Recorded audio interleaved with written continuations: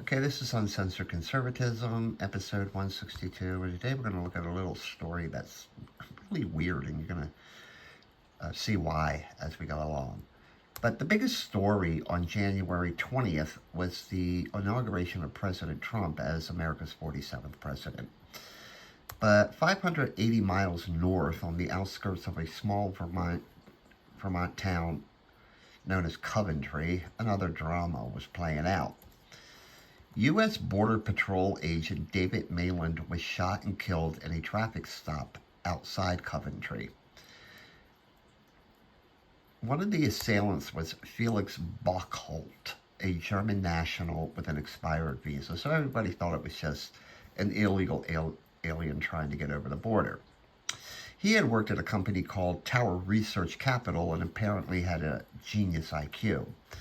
His accomplice in the car on the right there, and the driver of the car was Teresa Youngblood from the state of Washington, and they were wounded in the shootout. So you may be starting to get the picture here. They initially checked into a hotel dressed in black tactical gear, and Youngblood was sporting an unconcealed firearm in a holster. The clerk notified the police, who questioned them, and they claimed they were in the area looking for property to purchase. After being placed under surveillance, the traffic stop by Maland occurred. The day before the shooting, they were observed at a Walmart where they were purchasing aluminum foil and wrapping something in the car. After the arrest, they discovered several items in the car, like night vision goggles, loaded gun magazines, hollow point ammunition, and two-way radios, among other suspicious items. It has now been revealed that the German dude, Felix Bockholt, was transgender, who went by the name Ophelia. Youngblood was also transgender, who went by the name Milo.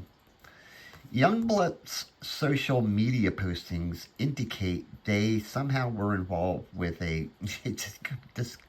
I'm telling you, this is weird, a West Coast-based vegan transgender group. They're called Zizians, and they have a history of violence. Ziz is actually a transgender by the name of Jack Lesotho. Now, Ziz, or Jack, is on the run in connection with a homicide in Pennsylvania and another one in California. Where is Jack? Well, he faked his own death, apparently, to avoid detection with an online obituary.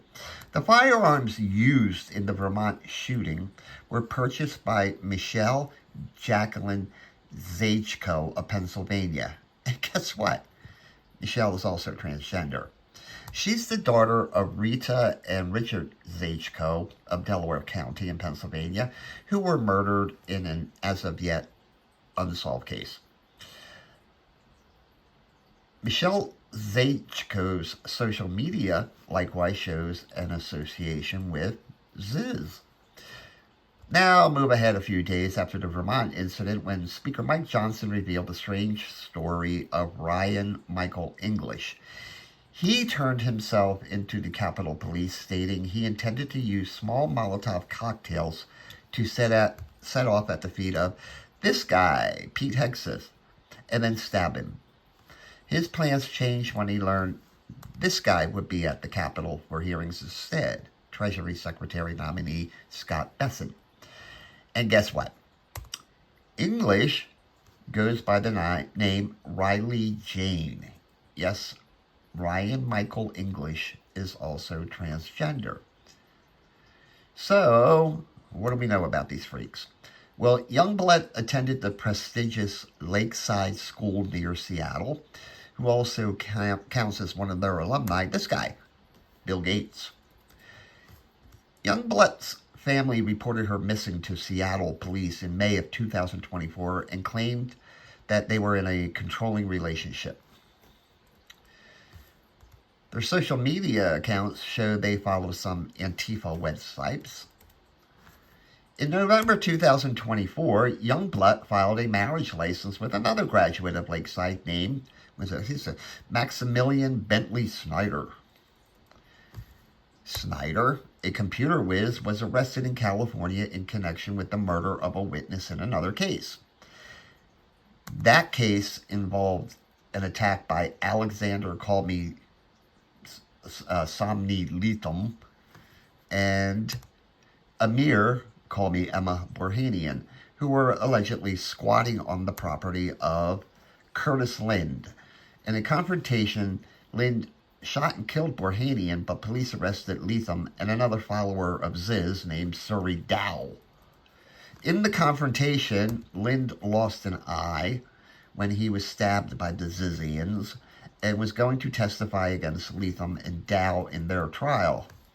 Enter Maximilian, who is now accused of killing Lind by slitting his throat. So who is this Ziz and where is he? He also goes by the name Andrea Phelps and is wanted in Pennsylvania in connection with the Zajko murders.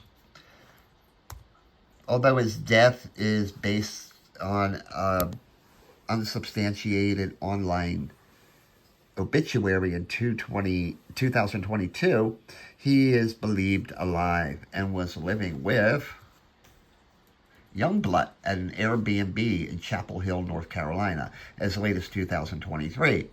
The owner of that property said they parked a box truck in the driveway where they spent most of their time with other people dressed in black.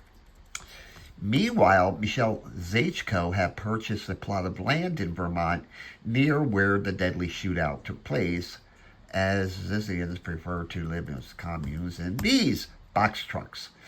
Meanwhile, out in California, Snyder, the dude who killed Lind by slitting his throat, apparently wired money via Venmo to Milo, his fiancée. Now, the trans online community is encouraging their brethren not to talk to law enforcement or journalists about any of this. Some are cheering on the killings of Lind, the Zajkos, and Malin. So here's the thing.